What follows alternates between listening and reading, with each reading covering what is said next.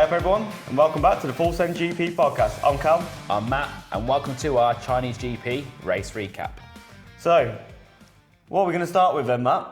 We're going to start with what we did last time. So Yep. we'll go through the sort of a warm-up. So we'll go through our sort of quali sprint race, obviously, for this weekend. Yes. And then we'll edge then into our Sector 1, Sector 2, Sector 3, which will sort of, outline from each sort of third of the race what we thought were highlights, some talking points, and then we'll edge in towards then the top 10 standings, our driver of the day, the team of the week, and then also with our F1 fantasy updates as well. Fantasy updates and our predictions, obviously, for the end results. Our head-to-head battle, yeah. Which might be going one way. It might be a landslide if we look at it. Maybe. So if we're looking at the warm-up, so we've got to talk all about the qualifying. We've got the sprint qualifying. We could talk a little bit about that. That's not too much. Obviously great qualifying there, wasn't it, for George? He got a sprint pole. Which neither of us predicted, which is a bit bizarre. Yeah, neither of us predicted it. It was too obvious to go for it, so we both left it. Yeah, we both left it and we was like, oh my God, that's... but it's... Like I say, he got a sprint pole and he did really well, to be fair to him, though, didn't he, to be honest? He just... and in the race, obviously, the Ferraris coming through, they were, obviously, we all expected it, the quick start. Yeah. But then, like I say, he just kept cool, calm, collected like he did in Australian Grand Prix, and he just literally just breezed past them. Antonelli penalty as well. Yes, on the other side of the Mercedes. Yeah, so he took that during the safety car section of the race, didn't he? Because there's no point taking the 10 seconds at the end. No.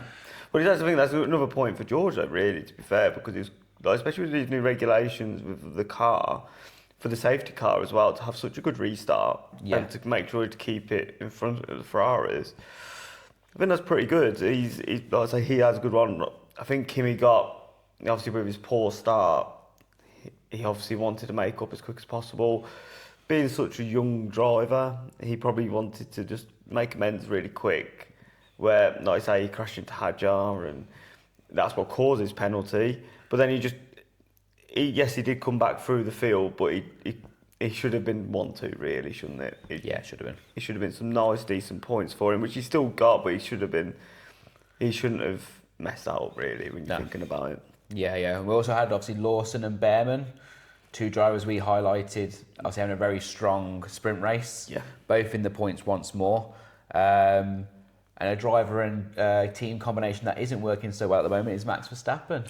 No, it is very true. No points again. Yeah, no points. Poor start. Horrendous start. It's up there with Lawson's from last week. And he's saying the car's undrivable. So was it qualifying or the practice session or one of the qualifying sessions or even the race? I think he said it's undrivable at the minute. They made a load of changes, I believe, throughout the couple of sessions they could, and even then he's still saying it's just not. Yeah. It's just undrivable. And if he's saying it's undrivable, then if it's undrivable for him, and he literally drives on literally like everyone says the sensitivity is like to the absolute max. Then if he's and to be honest, I think he might be looking for a move next year at this rate if it keeps going on. Yeah, very true. And that brings us into obviously quali for the main race now. Yeah. Obviously we had our youngest ever pole sitter.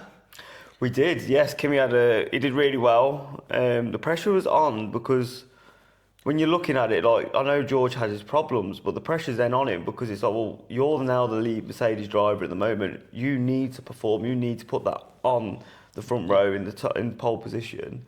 Yes, George did get a lap in, but he didn't know that.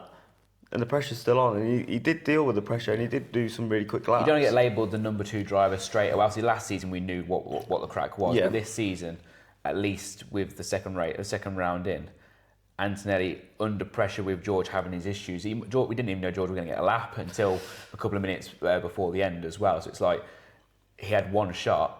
Well, Antonelli had a couple of chances, but he then went quicker, didn't he, Antonelli as well? So again, I'm not sure on the time difference whether if Antonelli didn't go quicker on the second run, would he have still got it? I think he probably would have done, but. It's something like that we don't fully know for sure, but he looked quick, and that's the thing. Like, he was with George the whole even all the qualifying sessions, he was quite close, and it just shows that like he's up for it. Yeah. And like I say, for the championship battle, because it's going to be between them two at the moment, unless upgrades come from Ferrari, because they're looking like the only car that's somewhat close. Yeah, then we're just going to have to wait and see, really, if they can actually improve. Like I say, with that extra elongated break we have now, because obviously Bahrain and Saudi being cancelled, we're hoping the upgrades can come. Yeah. But if the upgrades can't come from Ferrari, then if Mercedes upgrade their car even more, then it could be a 2014 where it's literally just them two, and it could be, we have to wait till next season for everyone to bunch up again. Yeah, that's correct, yeah. But yeah, no, so when thinking about quite, like I say, we had Pierre Gasly, he had a great lap, P7. Yeah, another solid performance from him. Oh yeah, it is, and I knew he'd do well, and like, that's why when the pre-season predictions, when you said, oh, he's not going to be great, I was like... Oh, yeah, not like he's not going to be great, it's more the car. Yeah, but I just knew the car wouldn't be the worst out of them. I knew it was going to be in the midfield pack, just because Alpine are never going to, at the minute, push for the top.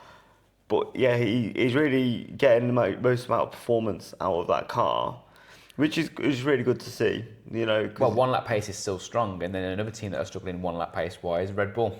Yeah, 8th and 9th.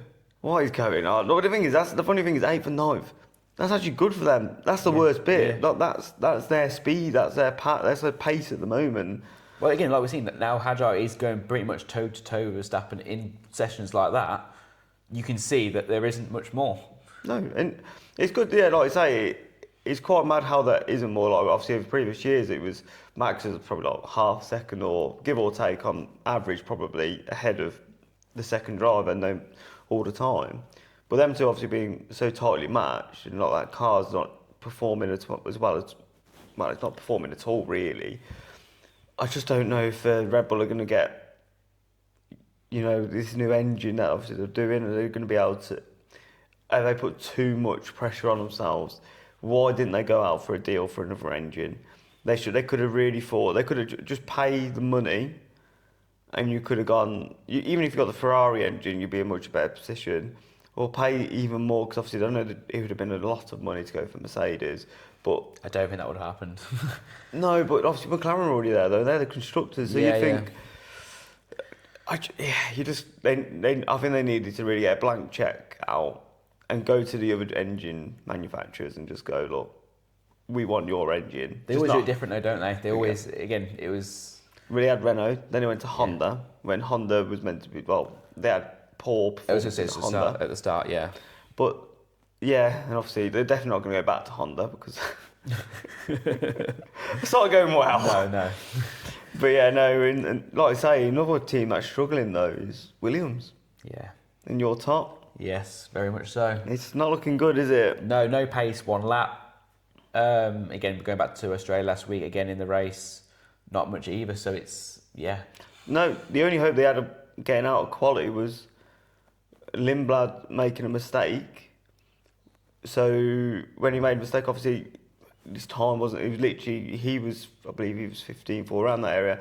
Sainz could have jumped him, but even when Sainz weren't even close to jumping his worst lap, Lindblad obviously improved. But that's what we've seen quite a lot in qualifying, that second run in qualifying, they're just not improving. So again, from what we're seeing, again, the first run is getting that banker lap in, is going to mean a lot going forward in the season, massive. I think. And I think that's why, like I say, George didn't get pole, because he didn't get the banker lap in. Yeah. Like, you need that just to get you a quick lap in. And everything was a bit of a rush, all his batteries was depleted. But yeah, Williams, it's really not looking good for them at the moment though, is it? Not at all. But, so, we've done with the warm-up, and now this is it. Get into the race, Sector 1. Sector 1. We're just starting, lights out, and away we go. We've gone... well, we haven't even got that far yet before our first talking point. There's no McLarens. Again, what is going on? No, seriously, I know Piastri crashed last week, but double DNS. Yeah. Both different PU-related problems. Crazy. What is going on? Like, you just, when you think about it, it's just, how on earth they could, like, it's the Mercedes engine. If it doesn't go right in Japan, Piastri's going to be sitting there for 7-8 weeks, not driving a full race. Yeah. Gee, oh my God. When you think of that, I didn't really, Yeah. Because obviously now we've got the 2 races that have been cancelled and don't look to be either postponed or changed, because there was initial talk, wasn't there, that Portimao or another track would come in as a replacement, but that doesn't seem likely at the moment. I don't think so. Again, if McLaren can't get them issues sorted by Japan, which will be end of March, a couple of weeks from now, they could. Yeah, Piastri could have done 8 weeks of the new season without actually taking a race start. Which, when you think about it, considering they were the constructors' champions last year. Yeah. And they are the constructors' champions at the end of the day, because no one's obviously going to win it till the end of this year. But it is embarrassing because they are using the Mercedes PU. Yeah. So I don't really like I said about Red Bull, you can understand the issues you've got there, but whereas you can see it in the Mercedes package. Oh yeah. No, that's the thing. Like Alpine, doing okay. Obviously Williams. Well, that was another one. Albon didn't start either. No, Albon. So that's another Mercedes PU engine. So there's obviously something to do with the cooling, or there's got to be something. I know it's electrical that there was none about, but there's got to be something to do with the actual package of the chassis for that engine that Mercedes have not told them how to. They're not going to help them too much. No. Here's your engine. We know how to fit it in. Have fun. Sort it out yourself. Yeah, literally. Well, I swear before, like, it just seemed so easy for all the PUs, like, over the years. Like, you just put that engine in and it was it. Like, you didn't have any other problems, really. Obviously, you had your reliability at points. Yeah. But you never had all these... If Mercedes were having the problems, which obviously George technically did in qualifying a little bit with his hydraulic issue, but it wasn't something that put him out of the session completely. No. So I don't really know what's going on with that, and I don't know how they're going to quite improve that. They might have to change maybe like the engine cover and design that ever so slightly different to allow just a bit more breathability for the engine. Or it could be like, say, if it's electrical issue, you just don't even know. That's the thing. Like, if it's an electrical issue, they're just going to have to try and make it not trip out all the time, or whatever the issue actually is. It's not a good look, is it? Obviously, we didn't have Bortoleto taking the race start as well. Bit of a shame, really, because Audi have looked strong. Yeah, he had a good race, really good race last week. Qualifying wasn't quite there, but then didn't take the race start. No, like I say, I think we sort of knew this though, didn't we? Coming into the new regulations and stuff. It's going to happen. It's going to happen. Obviously, we've seen 2 races. Well, 2 weekends now where there's been probably, again, barring crashes or any like big incidents, there's been a lot of unreliability. No, there has, and with that, like, especially with their new engine as well, being the Audi engine, you'd have assumed that they'd have been a lot worse off than they already have. Oh been. yeah, 100%, yeah. But do you think they had Hulkenberg not take the race start in Australia? Do you think they're just taking it in turns? Hulkenberg, you're out this week. Bortoleto, you're out next week, mate. the reserve driver's sitting there going, oh, God. So, guess what? I'm going to say Hulkenberg's not going to do the race start next time. It looks easy to just might have to transfer him out of my fancy league. Yeah. I need to swap Audi out, mate, to be honest. We'll come to that later on. Jesus. What else we got in Sector 1? So we've got the quick starting Ferraris once again. So by T2, it was 1 and 3, wasn't it? 1 and 3, nearly 1 and 2, but Antonelli, I believe, just held off on Scholl. Yes. Hamilton, like I say, this is what we actually predicted in the race. You know what? We actually look like we're geniuses. That's the mental bit about this. Is we knew that he knows how to drive his cars quick. Like, he's got his qualifying pace back now, so he's actually up there. And we knew the launch of the car was there. So. And he loves China, so he's obviously drove his track that many times. He can be able to go round the outside, or he can hook down the inside. But we knew that with the race start, with his experience, we was going to see him in first position. Especially also Kimi as well in his first pole position as well. Had troubles off the line last week, so we didn't know how that was going to go either. Yeah. But he had a much better start though. Yeah. A much better start, which was great to see, to be honest. We didn't want him to bog down again because otherwise it's just going to... We wanted spicy turn one, didn't we? We wanted spicy turn one, and also we don't want it to be a procession for George to just keep winning all the races. Yeah. So we're glad that he got away. So it looks like he's getting used to the PU starts, which is great for the F1 season now. Yeah. Which, to be honest, when you're thinking about it, will he push on now? Because like I say, he's got it. Will he push on? Will we see this going forward? Say in Japan, will he get the race stars ready then? Because there's got to be some sort of setting. Because he even said, I think after the sprint start, I believe he said, like, it must be a problem on his side. Because if George is doing it, then it's obviously a problem on his side. So, but going from fast starts to slow starts though. Max Verstappen again. Jesus Christ, he must be fuming. Well, we saw it live. We saw Red Bull in around the sort of 7th, 8th position. Was that? Where's the other? Yeah, and I was like, instantly you think, where's Hadjar gone? You do, yeah. But then, saw the orders, and Max was down in 17th, 18th, I think, wasn't it? Yeah, he dropped all the way down. He, to be honest, obviously it bogged down again. He's just not getting away, and he's just seen cars flying past. He's going to be having words, and I'm not even. It wouldn't surprise me if he's on the phone to Toto now. This early? Yeah, but the car, the Mercedes, is 20 odd a second. Like it's rapid. It's quick. It's reliable at the minute. Red Bull are nowhere near that. No, nowhere near at the moment. And if he wants to be, well, obviously he's probably one of the best drivers on the grid. One of the best drivers on the grid, you need to be one of the best cars on the grid. Red Bull at the minute are looking not even like the 4th best team at the minute. That's the worrying part. That is the reality, yeah. They could be 5th best team now, where coming into it from the testing, everyone was thinking they might be 2nd. They might be the team to challenge Mercedes, but it's not turned into that at all so far, has it? But again, would you really, if you were Toto, entertain that conversations yet in this stage of the season? Again, the only way I can see that sort of switch happening is if Antonelli now goes on a massive run, outperforms George the rest of the season. That's the only way I see it happen, because they've invested so much in Kimi. Unless he was miles off the pace, and again, if it was like that second Red Bull seat, it's not going to be, from what we've seen for the first two races of the season, it's not going to be that far off George.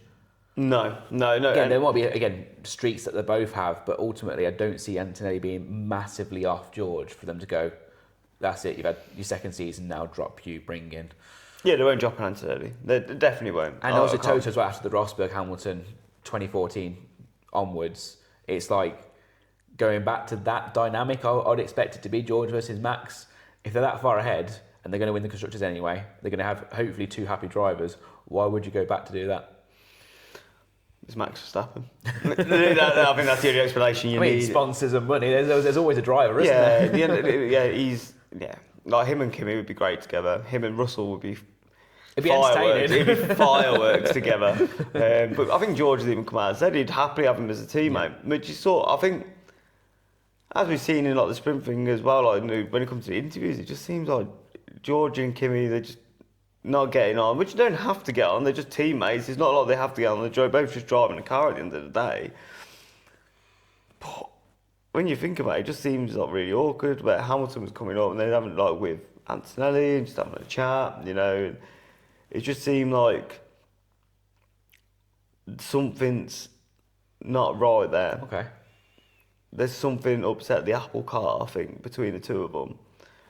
So that Rosberg-Hamilton situation might already be starting to happen. Make it interesting this season. If like we're saying, if Mercedes are going to take the front foot now midway to the midway point of the season, or even beyond that as well, we're going to need that, aren't we? Oh yeah, massively.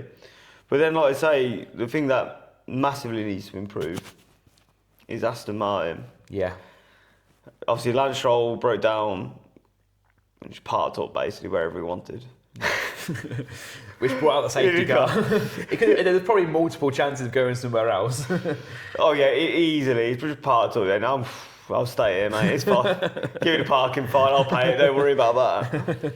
But yeah, so he obviously brought out a safety car, which was a massive problem for Verstappen, because Verstappen literally just pitted. It was Verstappen and Lawson, weren't it? They were switching straight to the two-stop at that point, thinking it wasn't the preference, was it, pre-race to go for a two-stop? No, it was one stop, yeah. Again, I think it was the 11th or 12th lap, wasn't it?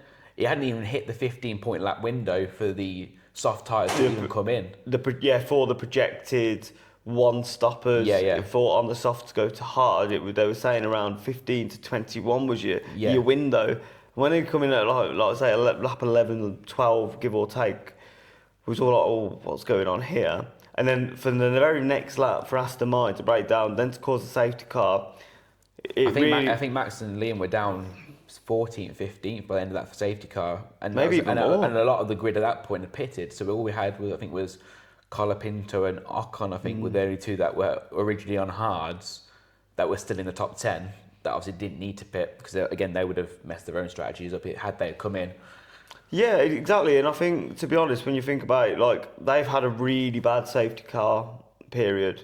The main winner out of the safety car period, though, was Kimi Antonelli. Yeah. Him coming in and going back out in first, then also having Colapinto and Ocon behind him, which was causing the gap, which massively helped him on the restart. Yeah. Because then he could create his gap. Well, he didn't create too much of a gap, to be fair. By the time they cleared him, it was only a few seconds. Yeah. But the main bit that caused the gap, which we'll come to now, is the massive battle we had at Ferrari. Ferrari and George, because they were all, Well, George sat back and had the front row seat for a lot of the start of it. But the thing is, this is what I don't get. Like, why didn't they just, with the Ferrari, if they just kept doing what they were doing? We were talking about this live during the race, weren't we? Again, what they seemingly were doing towards the start of this battle, maybe 5 or 6 laps in, them changing positions was holding George up. Yeah. But then obviously at that point, Antonelli, like we say, was, I think he was 6 or 7 seconds clear of that, which it was obvious it was just Antonelli probably nursing and getting just consistent pace. And it was obviously the Ferraris that were battling hard. Yeah. And then that which led to, with all the battery stuff now we've got, they had nothing left. No, they didn't. And it's a shame, because if they could literally have just kept it, them two, like, just literally constantly just overtaking like each other at the points that they need to, so they're both not losing time, but they're both getting the extra megajoules, the extra megajoules in the battery each lap from the overtake button. Well, why didn't they just do that? Because if they'd have done that, then George wouldn't have had an advantage on behind them, which then led them to basically, they could have, I'm not saying they would have held him off, but they could have done it even more. And if it had worked as a team, they could have 2 on the podium rather than the only. Do you see that dynamic working as a team, though, at Ferrari? Again, Lewis has got a point to prove this season, hasn't he, after last season? And again, he started the season strong. So again, is he just going to go to the side and let Charles through, or let him, or stay behind and do whatever? He's got the pace. They're both number 1 drivers. Yeah, and that's the issue they could have towards the end of the season. They had it before when they had Vettel and Leclerc. Remember Brazil in 2019? Yeah. Oh my God, they were just going mental at each other, and it's just like, they're both number 1 drivers. They both want to be winning, and that ego gets in the way quite a lot of the time. Yeah.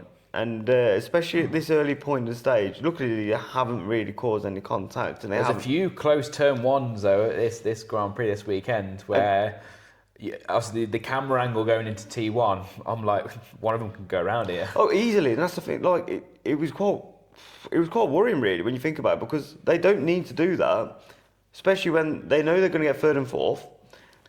That's literally what they're going to... Their best they were hoping for obviously was 2nd and 3rd by that point in the race as well. But yeah, like you say, realistically... It's 3rd and 4th, which, if you're thinking about it, that is a nice 27 points. 27 points, they just need to keep racking up. Yeah. That means that McLaren won't be able to catch up. That means... It makes it more difficult to catch up. So obviously the development race will be starting from now. But obviously your McLarens and your Red Bulls going to be trying to claw that back. But...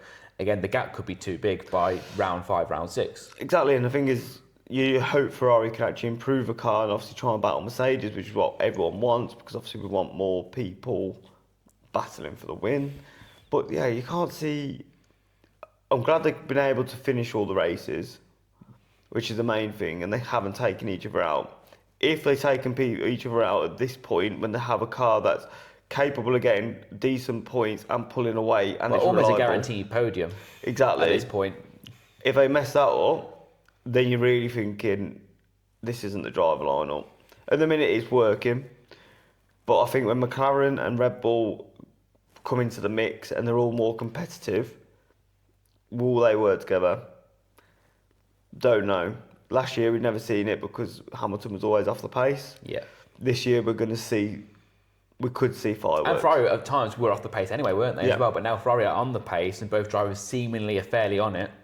Let's see what happens. Yeah, it's going to be fireworks if it keeps going and McLaren join in, because they're going to, if they battle and they lose points, they've lost a lot of money. Ferrari are not going to be happy with that whatsoever, are they? No. But obviously, more on Sector 2 as well. We had a lot more battles, not just at the front. Yes, that's very true. Once again, about what we saw in Australia, we had a few positions switching between 8th and 10th. This time, it was all going off. Colapinto was the defensive masterclass. He was the wall. He was unbelievable at defending. I couldn't believe it, honestly, because he hadn't pit yet. So he was on old tyres. Hard tyres. Probably like 20 lap tyres at this point. Everyone else was on like 4 or 5 lap tyres. He had a massive like delta on the on Colapinto. So Ocon just couldn't get past it. I believe he might have even got him the once, but Colapinto got him back again on the straight. And then Behrman had a go. Yeah. Colapinto was still there. And this is the thing with it, like, he just... Do you remember, we've gave Colapinto quite a negative view, really, over the... Well, there was a lot of talk last year. Obviously, again, everyone's probably seeing it now on Drive to Survive. He was massive on the back foot heading into the season.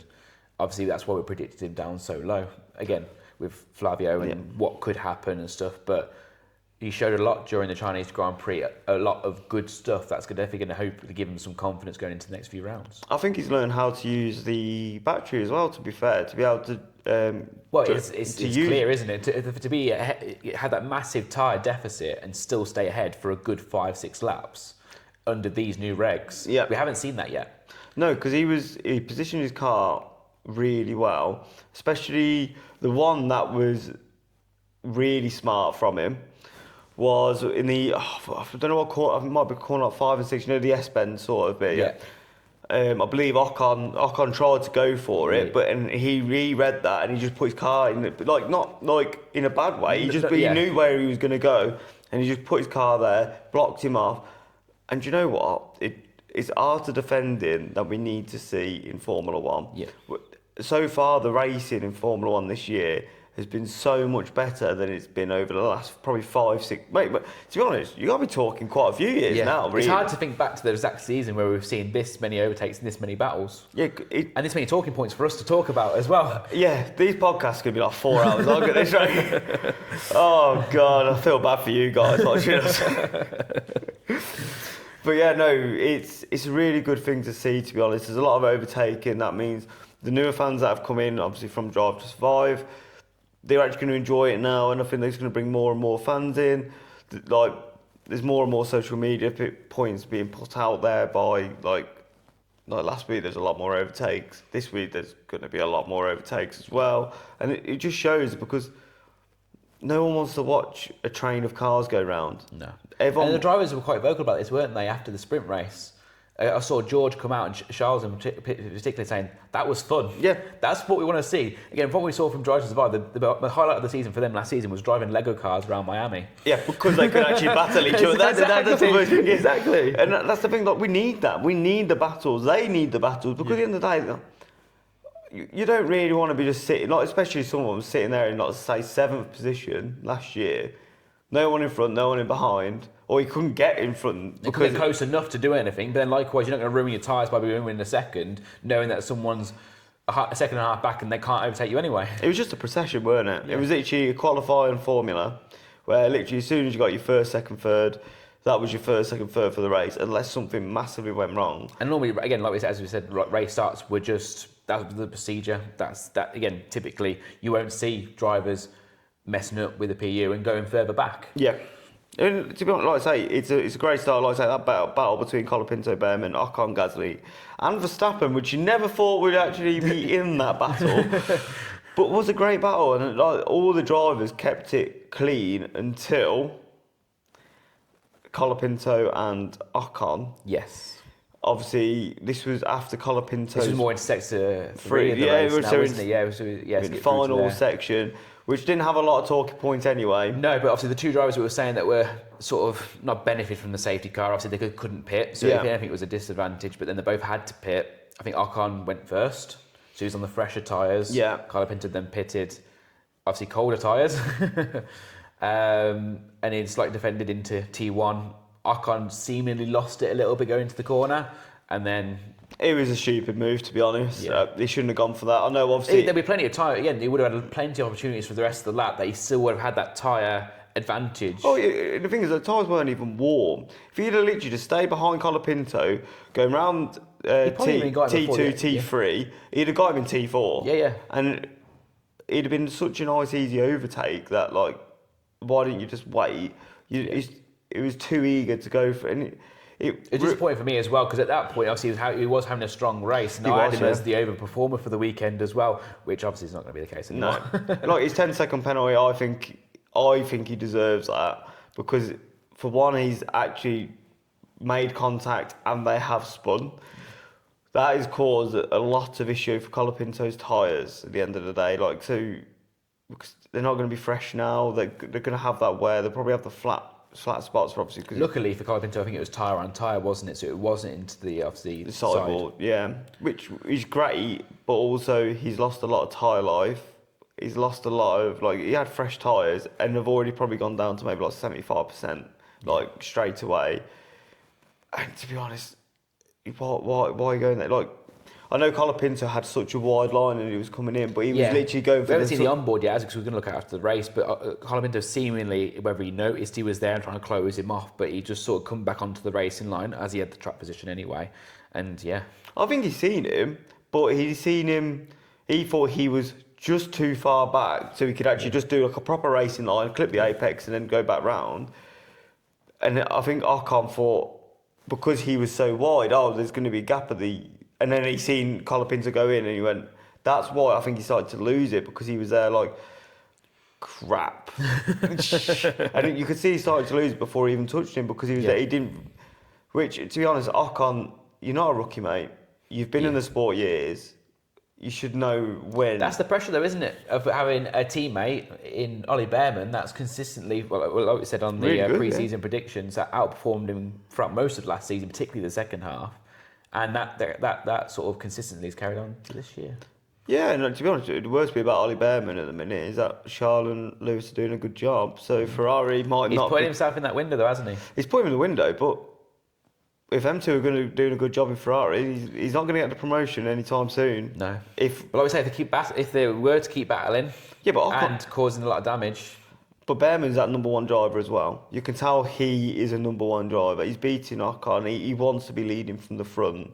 He won't like, just because he's with Charles, he won't go, yeah, go on, Charles. No, and it'll cause the same problem. You probably get more damage with Behrman because not as experienced, and he will be putting in different places. But he's it's a bit unfortunate for him at the minute, but he is performing really well at the moment, and it's good to see, to be honest. Another Brit doing really well, and a likeable Brit. Yes, like one that doesn't go out there too much. Like, you know, everyone quite likes him at the minute. Yeah, which is good to see. But yeah, then apart from that, it's Verstappen. Verstappen, retiring. So that's 2 races down, 2 Red Bulls down, not making the checkered flag. Yeah, he had Jar in Australia, weren't it, after a few laps? Yeah, it was early on, wasn't it, there? But with this one, it was really weird because he was coming round, everything looked all right, and all of a sudden, this one's more electrical, isn't it? I think it's got to be, because it powered it off, and then he got it back up. But obviously, he trundled round. He obviously didn't want to ruin the engine, but he's not getting a lot of luck. The point we made earlier about him already speaking to other teams, my point about that, I genuinely think he is, because this can't keep going on. It's not like they even look quick. No. And they're unreliable. They look slow and they're unreliable. So which point you go for first? First of all, you got to do your reliability. Yeah. But then you're putting so much R&D in that. Then how are you going to get the speed up in the car? Then you got to develop your car. By that point, it's probably halfway through the season. They could be 5th or 6th in the constructors at this rate. Yeah. And they're too far off. All the talk last season about Max's contract and the clauses as well. It's going to be evident. That's going to be a big talking point coming. Yeah. Even into the break that we're going to have now for a few weeks between obviously Japan and then yes, Miami, isn't it then? Because we've got Lauren Mecky's basically is going to be. He's got a headache. Yeah. Yeah. I was a Hadjar, to be fair. They'll keep him. He'll be perfectly fine. He's driving well, to be fair to him. Yeah. But, yeah, they've got a massive headache. But to be honest, would Eisen Hadjar even want to be there? Because he seems like from the interviews, he's really annoyed at the minute because the car's not there. Obviously, he's going to stay there because it's a top team at the minute. Yeah.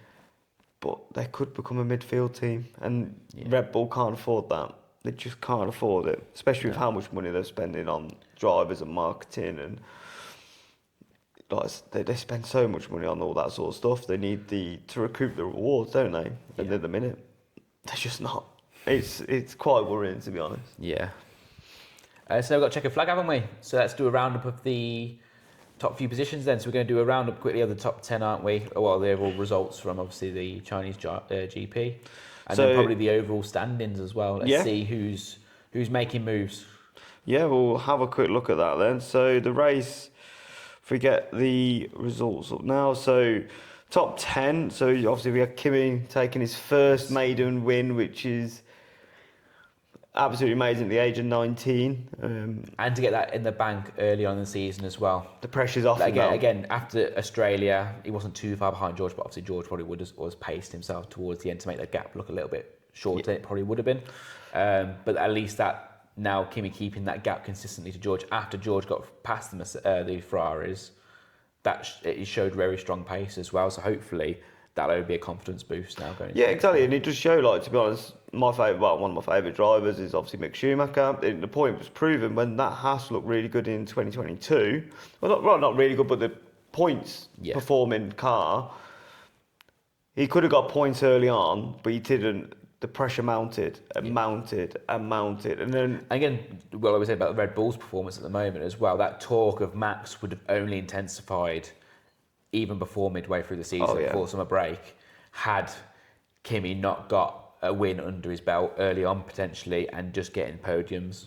Look, it's a great result for him, and we all hope he kicks on because he's a cool guy. He is a cool guy though, and for his interview, like I say, you could tell how much he meant to it because he was crying, he couldn't speak. Yeah. It just shows how much it really does mean to him, and obviously it means a lot to all of them when they win, but like, he's living his dream. Yeah. And he was under pressure for a lot last season, weren't he, as well? After the first few races, which he did quite well. He went off the boil a little bit, and you could tell in the sort of clips from them races and also into the Drive to Survive stuff as well. Yep. He was struggling at points. Yeah. Well, to be honest, like I say, he was, but now he started this season well. Mercedes has started well because George is in second. Nice steady race. You'd have expected it. Probably wanted a battle for the win, but it just wasn't ever there from how the race went. No. Again, had George got past the Ferraris a bit quicker, we might have saw a bit more of a closer race towards the end of the race. But it was nice to see the Ferraris battle anyway. Yeah, it was. Yeah, it was. It really was. Hamilton getting his first podium since 2024 in Vegas. I thought it was crazy after the race. I thought you did. I thought you knew. I heard the commentators say it, and I was like, really? Obviously, I know we're going back a year now to obviously China when he got his sprint obviously win, but I've even though he had a poor last season, I thought he at least got one podium, but he didn't. No, he didn't. He only got the sprint win, and that was it. Wow. And then Charles just missing out. Don't really have to talk too much on that. No, again, whether it was just tyres in the end after all the battling, Hamilton kept him at bay for like 2-3 seconds. There might have been team order. I think he did a random purple sector or fastest lap towards the end. Yeah. So he might have still had some pace, but not enough obviously to give us a bit of a battle for that final podium spot. But to be fair, from 5th to 10th, we've had a quite a bit of a mix-up, which is great to see. Yeah. Again, we're seeing different constructors, aren't we? We're not seeing consistent two drivers from the same manufacturer or team getting them positions. Exactly, and it's been really good. So, like, Haas have done well, because obviously Ollie Behrman's got 5th. He's had a great race again. Yeah. Another great race was from Pierre Gasly. He got 6th, which was another solid race, and we all expected it. Okay. Liam Lawson's had a really good race. Really strong weekend, yeah. Yeah, really strong. He showed a lot of pace in Australia, like I said on the last podcast as well. Yeah. He just had that really poor start. So again, having another decent enough qualifying, he's picked up 2 points, I think, in the sprint race yesterday. Yes. And then obviously points again today. He got another 6 today, so that's a nice 8 points. It's a great return. Good for my fantasy team as well. Not for mine. Isaac Hadjar coming in with 8th. Yes. It's at least he got some points for the team. That's the main thing. Yeah. But this is a really shock though. The next one, Sainz getting 9th. Yeah. Which, but where Williams were in qualifying, whether we're in the sprint and sprint quali as well, to get 2 points, it's yeah massive. Yeah. And like I say, the testing they didn't. And they need that at this stage of the season where they're at the moment. When you got your McLarens that are not starting, you got your obviously Bortolettos as well, who would have been in and around that battle for the top 10 as well. The fact that he was there and got them a couple of points is crucial. Oh yeah, massively. And you got to shout. It's a great performance from him. Didn't see much of him during the race as well. And that's the issue actually when you think about it, because I don't know if much actually went on with him, and he was just literally just waiting for opportunities, or if he was actually. I don't think I saw him make an overtake. The broadcast didn't show him at all. He might have just got all of it from the safety car, and he just held it off, and he just managed his battery well from there. And to round out the top 10, we had Franco Colapinto. Yes. So double Alpine points, which is massive. And Alpine, which looked even better, didn't it, early on the race? I think we had Pierre Gasly 4th, 5th, and then Colapinto was up in P2. Wasn't exactly. Imagine if he held off to that. That would have been unbelievable. But Colapinto, rounding off with the points. He deserved that point today. To be honest, he definitely did. He earned that. And to be honest, it weren't going to be easy as well after the safety car as well, being on that what would have been the alternative strategy at that point as well, because he's obviously needing to pit when there's no more accidents during the race. He was going to be at a disadvantage anyway. Would he have got 9th though if Ocon didn't spin him? See, now that's what you got to think, because if he didn't spin him, he would have had the tyre life, and I think the gap was very close between the two of them. Would he have had Sainz? I think he would have. Yeah. So that is why the 10-second penalty is definitely deserved, because now Colapinto's missed out on a point. Yeah. And at that 1 point between Haas and Alpine at the end of the season, by the looks of it, it could be massive. And well, to be honest, that's a lot of money. And Briatore will not be happy. He'll be, especially Ocon, one of his own forward drive. He'll be fuming. He'll be absolutely fuming at him. But so they're the top 10 standings at the minute for the race. We'll quickly just recap the actual main standings for us to see who's top of the. I don't think we're seeing too many changes, will we, for the top bit of the top 10? But should just be George. It should. Drivers. There we go. Let's go up here now when he wants to. Yep. So George got a narrow lead, so he's on 51 points, and then Kimi's on 47. Okay. Yes, that's mainly from the sprint race, wasn't it? Yep. Charles Leclerc 34 in third. Lewis Hamilton 33 in fourth. Ollie Behrman was 17 in fifth. Such a solid start to the season. That is a great start. I think he was the most transferred in, also all the most value for money at the moment as well on fantasy. Oh, was he? Yeah. Well, I'm not surprised. Yeah, he's getting points. And I knew from the start of the season. Yeah. Got in there early. Because the thing is, I didn't even go for any of the Haas drivers, did I? No, I did. Shocking. That is shocking. Lando Norris being as sick with 15, obviously he didn't race this. Had he raced, you'd probably put him in. It would be P5, wouldn't he? He'd be P5. He'd be on like a nice 25 points probably now, wouldn't he? And then Gasly in 7th with 9. Another solid start to the season. Max on 8th with 8 points. Lawson. This is how good of a weekend he's had. He's 9th. He's overtaken Lindblad and he's doubled his total. He's on 8 points. He's joint with Max. Lindblad's on 4. So that's a great return for both of them in the first two. Racing Bulls again, 12 points from the first 2 races. Yeah. So you constructors wise then, does that put Racing Bulls above Red Bull? No, they're both on 12 because Hadjar got his 4 points today. So that's where it's happening. So Mercedes obviously clearing that. Ferrari second, which They're 31 point behind at the moment. They're on 6-7. And then McLaren are like 16, are they, or something? They got 18 points. Wow. 18 points. Jesus Christ. You're going to see a massive development battle heading towards Miami, I think. That gap we've got now is crucial, I think. Yeah, 49 point difference already between the two of them. It literally honestly, that's how mad it is. From 3rd down to 7th, there is an 8-point difference. Like Audi are on 2, Williams are on 2, Cadillac are 10th, and Aston Martin are last at the minute. Wow.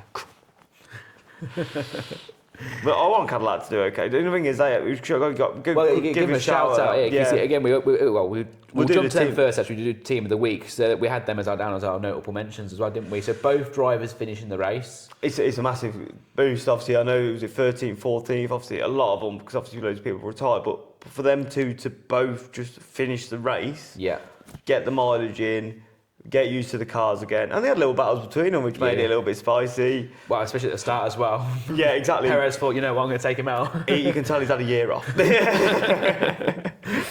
But it's a great start for them, to be honest, to be able to get finishing. Because obviously they're not expecting to get points at the moment. No. If they just keep returning. Again, as we saw again this week or we did last week, if we're getting 4 or 5 drivers potentially not taking the race start with a few reliability issues or incidents during the race, they've only got to be 11th or 12th, even if they're 20 seconds off the pace of the next driver. There's chances. There is. And that almost opened up again today. Again, with that battle we're seeing between 7th and 10th, anything could have happened. And 1 point at the minute, with how tight it is down there, it could be absolutely massive, especially with Aston Martin not even finishing the race. Exactly. It's embarrassing, really. Yeah. Another notable mention would be Alpine. Which we've mentioned obviously multiple times already. Obviously, Colapinto getting the final point and Gasly being strong and consistent as normal. So Who said that? Who said that? Big Gasly. He's such a good driver. They've got a good team. Colapinto's actually outperformed what we thought we was going to do from the start of the season. Obviously, I know he's got a point this week, but he's looked more comfortable with the car. Yeah. And Alpine as a package is better than what I was expecting particularly. So. Yeah, and it looks a nice steady car. If they can upgrade it and develop it even more to get further and further, it'd be great. But yeah, no, it's a good solid start. They're getting points. They're not just missing out like they were last season at points. Yeah. But no, they're looking solid. Yeah. But our team of the week, looking more solid than that. Who are we gone for? Mercedes. Yeah. Who else would it have been? Like they're just. I think in the end, we looked, didn't we? I think it was Russell 20 seconds ahead of Hamilton. Come checker flag. I don't know if I think it might have been Antonelli was 20 seconds ahead of. I'll have a quick look actually. Have a quick look because that makes all the difference. I think at this stage as well. The fact they battled so much at the start, but I'm pretty sure. Race result when he wants to actually work. I'm gonna have to go on this way, aren't I? Yeah. So if we go here, so it's 20. It was actually 20 behind Russell, but 25 behind Antonelli. Yeah. That's a pit stop. It's a pit stop. And how hard is it going to be for Ferrari to? That's a lot of ground to make up over a 56 lap race. It is, and to be honest, they just look formidable at the minute, don't they? It just seems. Obviously, if you've seen a few blips in qualifying with obviously the issues that Russell had as well, so they're not going to be bulletproof. No, they're definitely not going to be bulletproof. But so again, Ferrari just need to take their chances as and when they come up, and still, like we say, don't battle too hard, and at least get them points and banked in early. The thing is that if you think about it, really, if they started last, I don't think they'd actually. I think Ferrari would beat them then, but they're not that far ahead. No. But they're comfortably far ahead. That if they're in the top, if they qualified top 5, they've won the race. Yeah. At the minute, that's what it seems like it's going to happen because people can actually overtake on these regulations, which is great to see. Yeah. So that's our team of the week. Driver of the day. Notable mentions of who we already spoke to about Colapinto with all his defensive masterclass. But I think he was third as well in the votings for driver of the day on Sky. I think I would have given him. Obviously, it's not no fault of his own. If Ocon didn't spin him, because if he'd got sides then. He definitely would have got. It seemed like he would have got at least 9th. Yeah, and I think that's a great result considering the pressure that's on him, and I'd have probably give it him. Yeah. But you can't really overlook first race winner. The first time he's won a race. Antonelli. It's Antonelli. Youngest pole sitter. The way he drove during the race, obviously he had a lot, not luck, but obviously the battle of the Ferrari and stuff just made that gap. But we only saw, again, the only mistake we saw on broadcast was him locking in 3 laps to go. Yeah. But again, he only lost, 3 seconds to Russell by that point, and he still got it back under control and still saw it through. So yeah, and like I say, he's had a great race. First Italian winner, I believe, was 20 years. Fisichella was the last one. Yes, no, was it for Renault? Yes. Yeah, was that when he was with Alonso? Yeah. That was a quick car, that was. I think Kimi won that day. Did he? Yeah. We'll check that afterwards, or you guys can let us know in the comments. comments. Yeah, definitely, yeah. But no, he's done really well, to be honest, because Kimi Antonelli's had a great... He deserves it, to be honest. Like I say, it's his first win. I think you have to give him driver of the day, don't you? Yeah. I know obviously Sky did and F1 did, but you have to. Yeah. There isn't much. If Russell would have won it, I'd have given Connor Pinto hands down, because we expect Russell to win the race. Yeah. But yeah, so I think driver of the day, Antonelli, solid race. Just got to keep it up now, hasn't he? Yeah, definitely.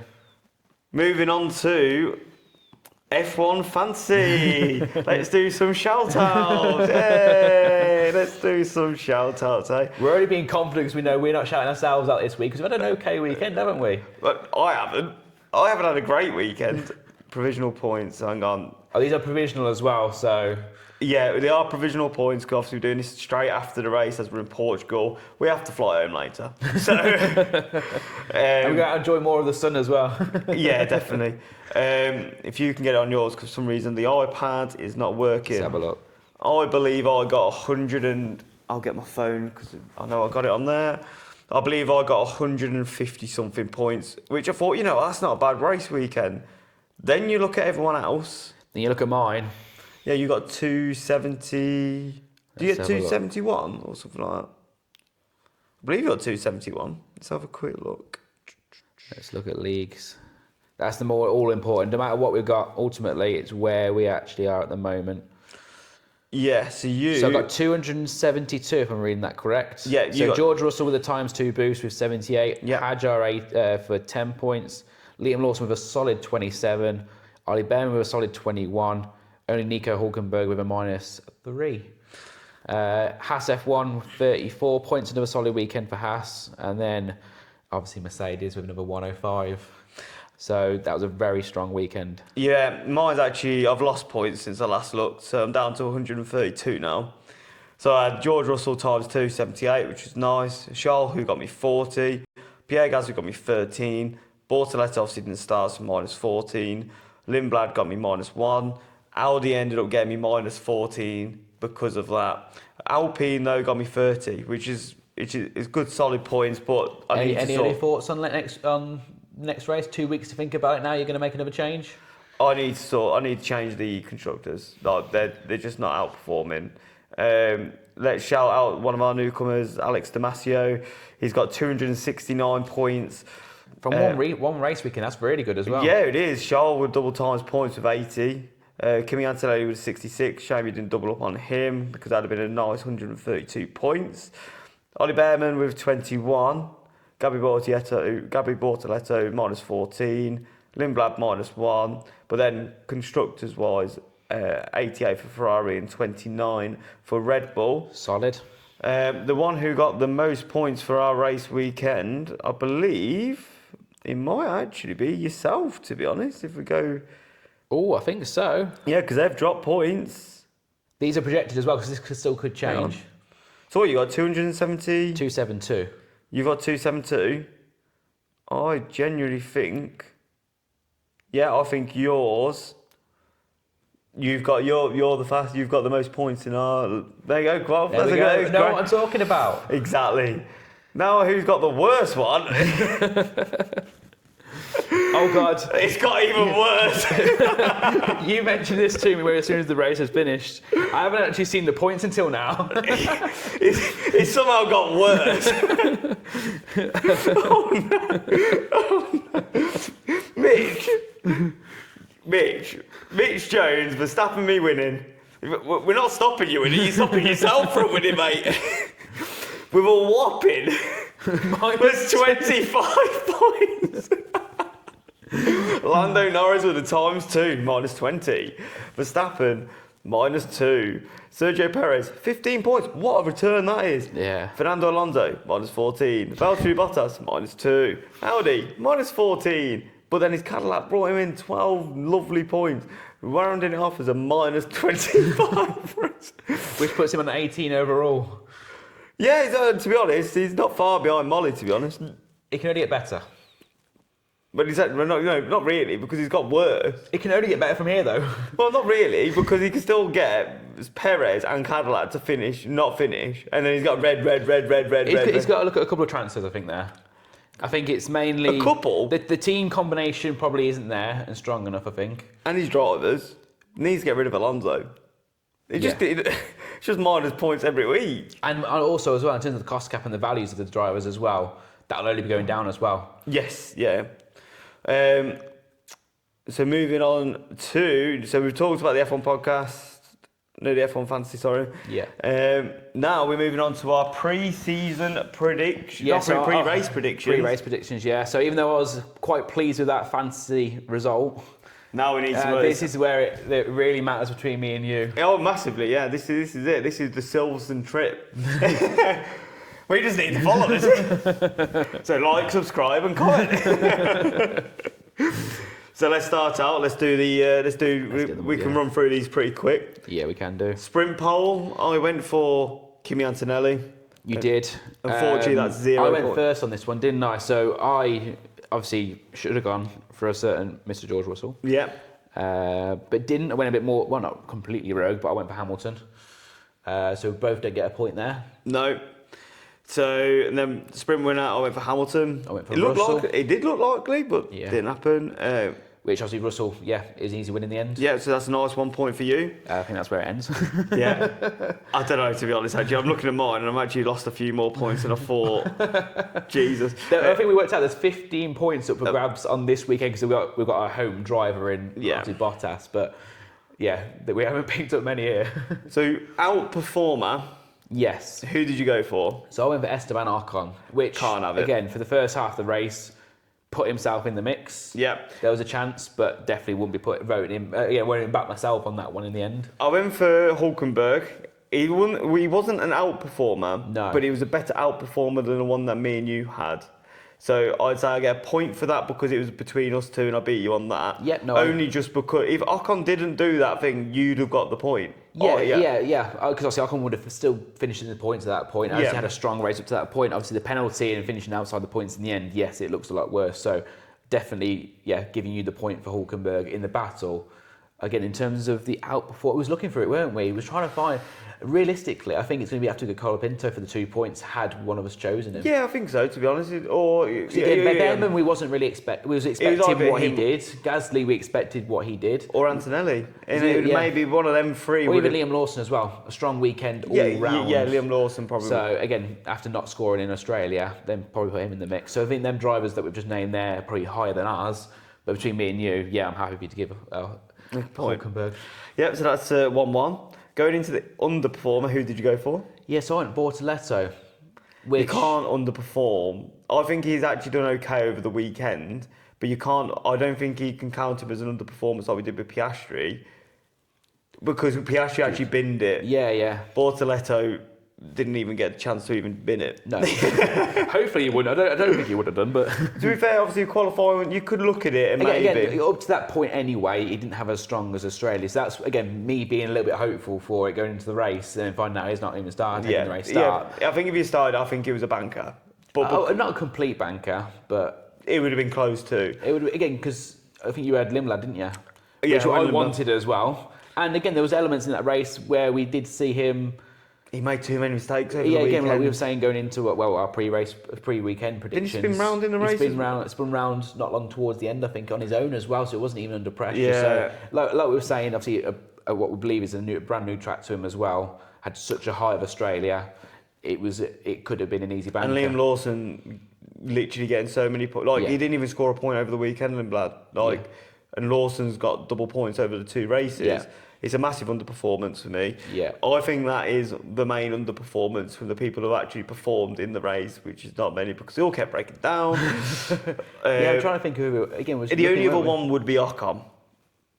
Really, when you think, because obviously we're going in with it, but he had a good race until that point, and he had a good weekend until that point. I'm trying to think of any other again. Which one?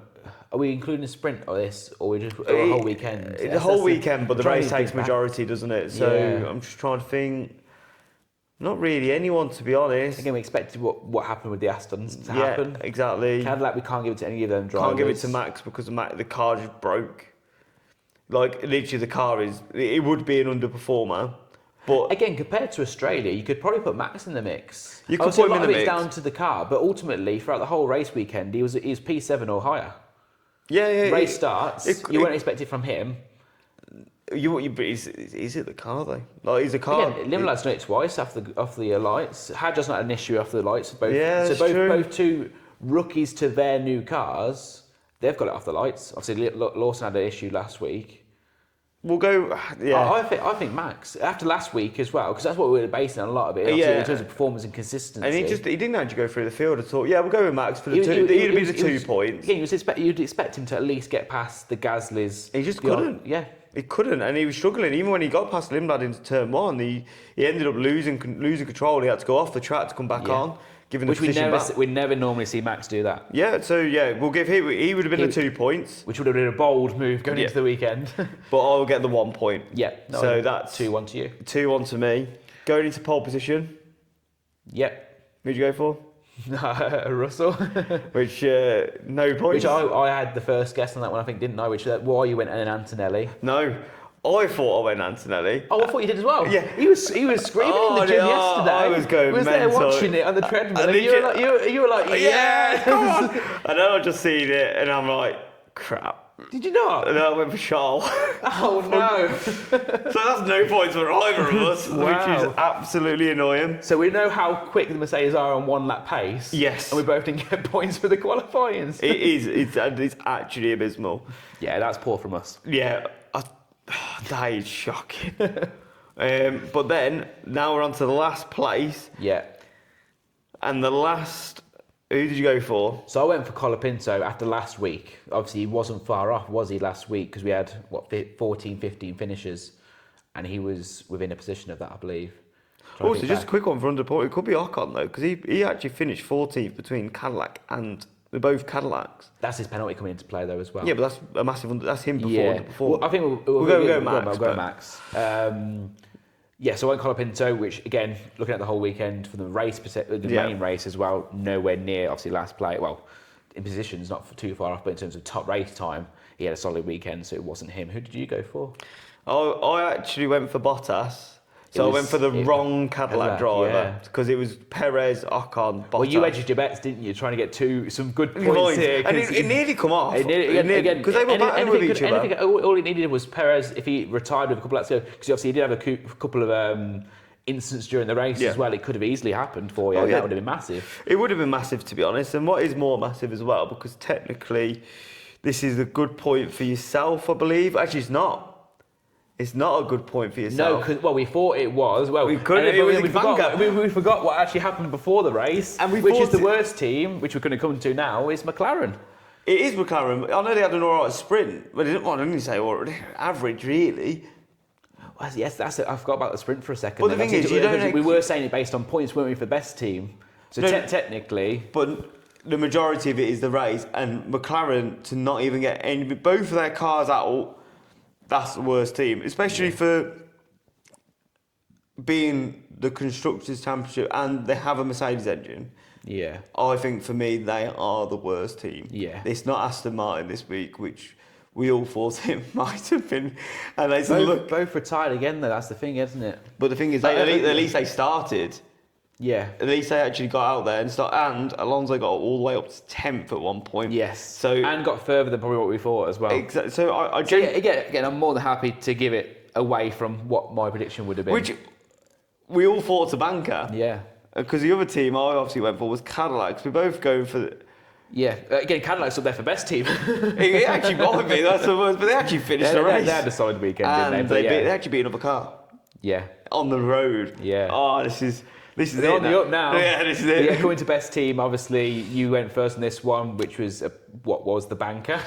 Mercedes. Yeah. And that's which the point. left for Ferrari as well, which actually, after the sprint race... It looks all right. It wasn't looking too bad. We sort of knew what was going to happen in the race as well, weren't we? Over longevity was going to be that case. So is that 3-1 to you then? Yes, I believe it is, because I've got the outperformer, the underperformer, and I've got the best team. Which moves us on to most full sends. I went for Behrman. And I went for Hulkenberg. And Hulkenberg literally finished in the same position he was. But he did move around a bit towards the... This is one we were talking about during the race, weren't we? We've really got to start tracking it. Well, with Hulkenberg, from the bits I seen, he overtaken a little bit, not a lot. He was literally like Max in that huddle. He just stayed at the back. I'd say Behrman actually did do more overtakes. Behrman got out of his position and then held that for the rest of the race, didn't he? Yeah, because he kept doing that. He kept going past. And he did well to make... I wouldn't say we got many more. No. He'd probably got Behrman might have got 6 to Hulkenberg's 3.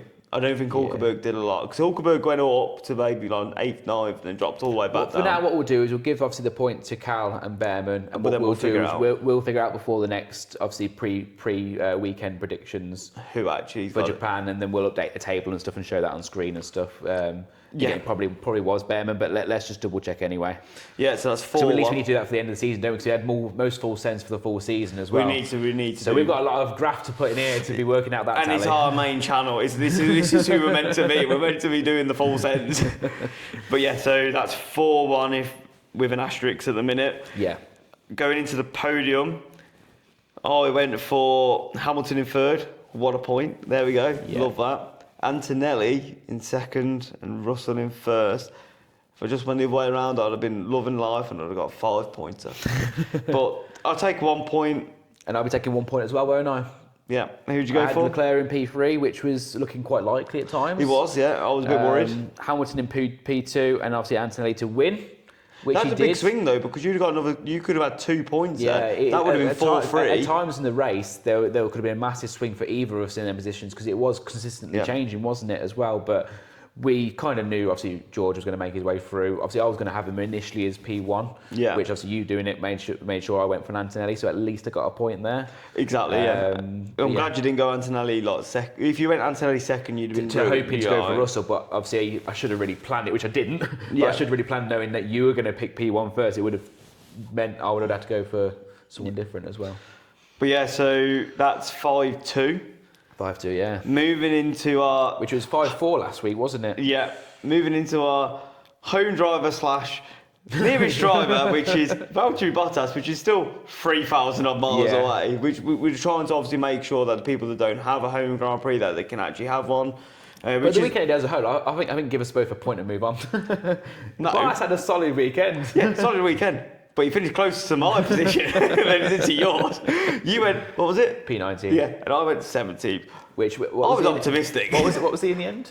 He ended up finishing 13th. 13th?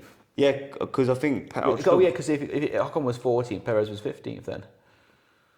Yeah, 13th. So I was still 4 places off, which isn't bad.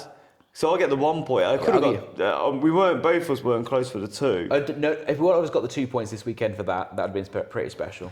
So that makes it 6-2 for this week with an asterisk. We'll double check the full sends. And then that makes now the total. I'm on 11 and you're on 6. It's all right. We'll regroup. You only need one podium, mate. A few weeks break in between. I'll be looking at stuff. Just be like Red Bull, mate. Get back into it. Or McLaren. Red Bull are not catching up. I'm just Mercedes at the minute. I'm just leaps and bounds ahead. I know who to pick, and it's a few easy drop points this weekend as well. Yeah. I think just keep it safe, probably for Japan. Well, I need to sort. You're doing well in the F1 Fantasy, which doesn't have any. I think that's just a battle between us, isn't it? For nothing. Well, we need to figure something out, but that's not the main one you want to lose. Like if you'd rather lose that one. Yeah. Than the predictions. If you lose the predictions, you're buggered.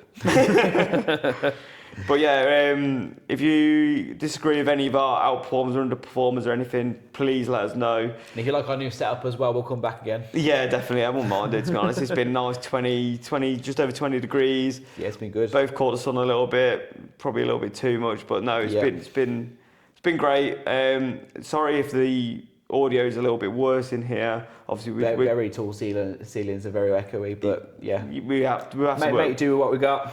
And the next one will be in the start of our studio, getting the rest of the background sorted. The overall setup really is getting that back in place, and that we're planning to have that in preparation for our Japan Prix pre-ampo. Hopefully for then, and then obviously there'll be slight changes throughout the season from there, but we're going to get the base of what we're doing for Japan, and then we'll have it much better visuals for yourself, so you can actually proper setup by then. And obviously then we're going to have as we said already, a bit more of a gap then towards Miami and stuff as well. Exactly, so we can work on loads of a few stuff. bits of different content as well, so if there's anything you guys want to see, but we've got a few ideas myself of what we're going to be doing over them few weeks where we haven't got a race as well, so keeping ourselves busy. But please follow, subscribe, follow us on Instagram, Facebook, all our socials.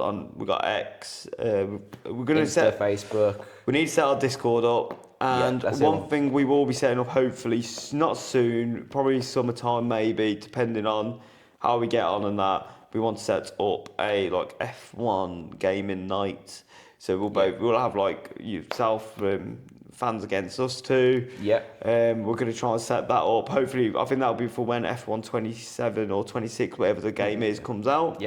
And we'll do that around that point. But we'll let you know, and we'll keep you updated by that point. And there you go. Well, hopefully you've enjoyed that, and we best go and sit by the pool. So we've got a few hours before we have to start getting the Uber back to the airport.